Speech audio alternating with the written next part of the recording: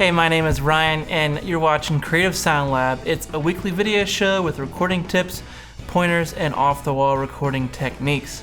Well, this episode is actually a start of an entire series on mastering the art of recording drums without samples.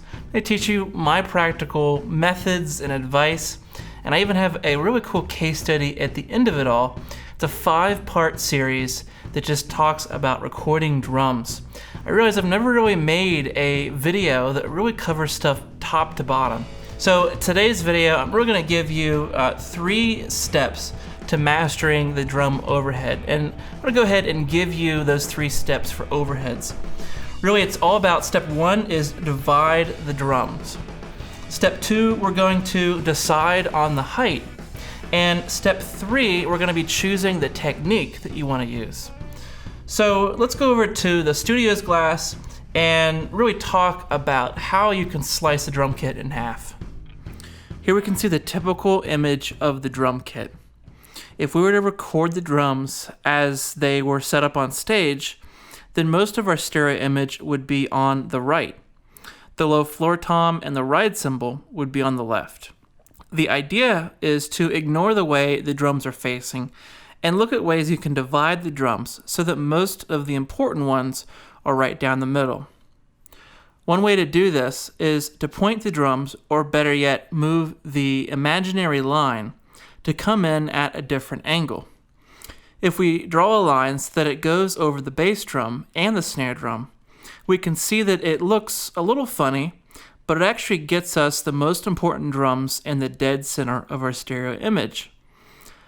We also have a ride cymbal, which is slightly off to the left, and the hi-hat, which is slightly off to the right. The crashes and toms form a nice variation from side to side that keeps things interesting. In this example, you can hear what it sounds like when I divide the drum kit up visually down the middle.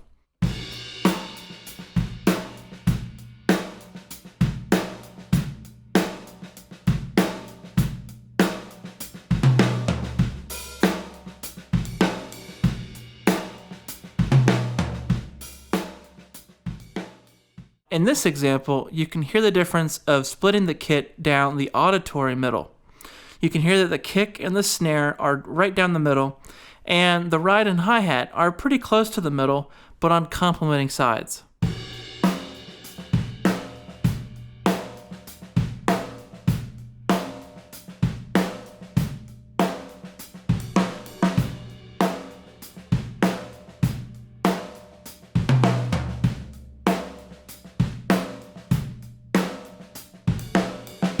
The idea is to get this left and right image how you like it, and then bring in the close mics to fill in what you already have in the overhead microphone. For example, if you could only pan your hi-hat mic to the exact point it appears in your overhead stereo image, would you be happy? This is why it's important to split the kit in the way that you plan to mix it.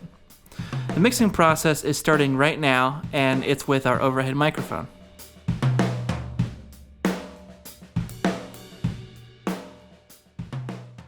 Step 2 is to decide the height of your microphones.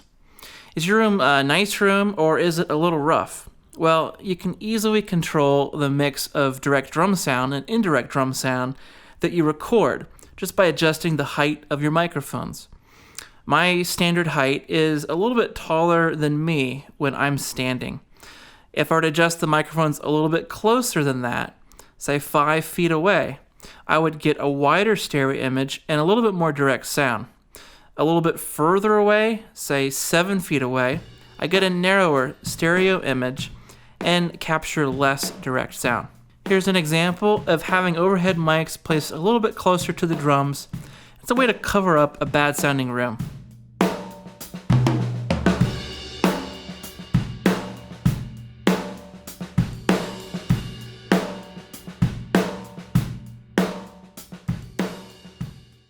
Here's an example of overhead mics placed a little bit high, and they can capture the room sound in a very pleasing way that doesn't smear the drum sound.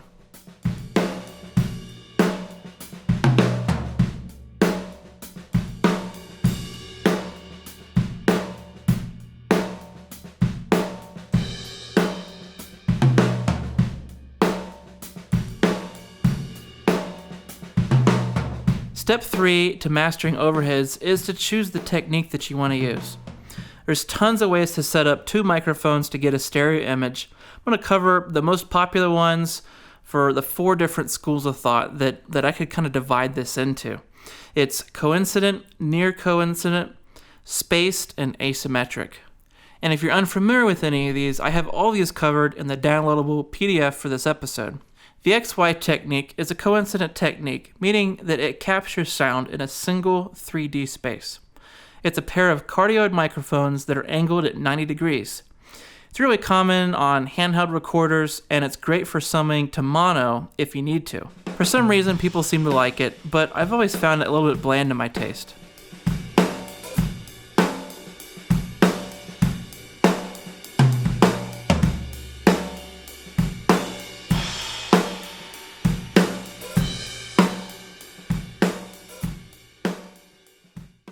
A big brother to the XY is one that I actually use a lot, and that's the Bloom line, where instead of cardioid mics, it's 2 figure 8 microphones. For whatever reason, I love this a lot more, because this is still 2 microphones in a single horizontal plane. It's still considered coincident. If we were to stand this Bloom line microphone on its side, so that you have one microphone looking directly down, we have MS technique. You can refer to my other video about the MS technique and how to do it. Now, if you were to use 2 microphones that are not at a single point, but separated, then it's near coincident. A common technique is the ORTF, where it's a pair of cardioid microphones that are 17 centimeters apart and at 110 degrees. If you're in the US, that's 6.5 inches, or a touch longer than a dollar bill. The idea is that the distance of these mics is not perfect, but it has some pleasing phasing issues that resemble the human hearing.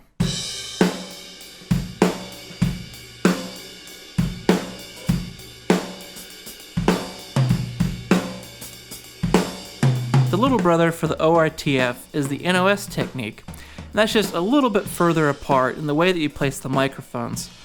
There's actually other techniques developed by multiple broadcast organizations around the world, such as RAI, DIN, Olson, and EBS. I'll put all the info for these techniques in the PDF download for this week.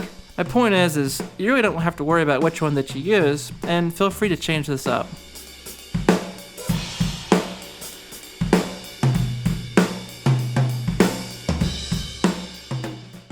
The next technique is spaced pair, which is like unlinking the 2 microphones and moving them to wherever they would work best.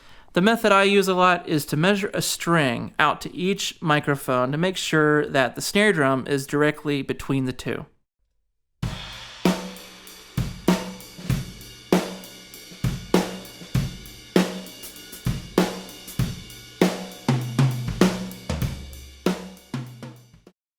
Finally, the 4th school of thought for overheads is the asymmetric pair. This is the Glenn Johns, Recorderman, and McTeer methods that have an anchoring microphone up top, with a complementing microphone off to the side. These techniques split the drum kit from the side and use distance to help center the kit. Now, these techniques I either have covered or will cover in Creative Sound Lab episodes, so check the description for those links. In short, the Glenn Johns is really great for classic rock and a minimal drum miking technique.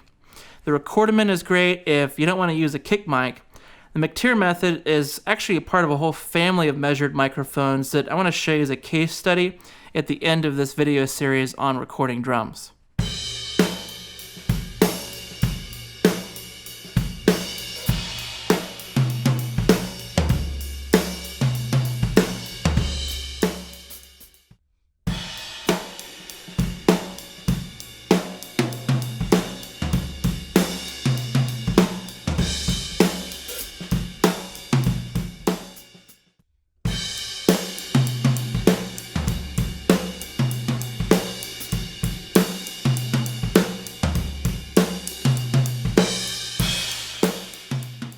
Okay, so I am sure that your head is just spinning right now, and I'm just going to give a quick review. The key takeaways of this video are: Step 1, divide the drum kit.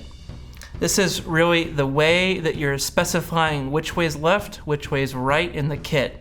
Really, what do you want to be right down the middle? Step 2 is decide on the height. How much room ambience do you want coming into those overhead mics? Step 3 is choose the technique. There are 4 different types.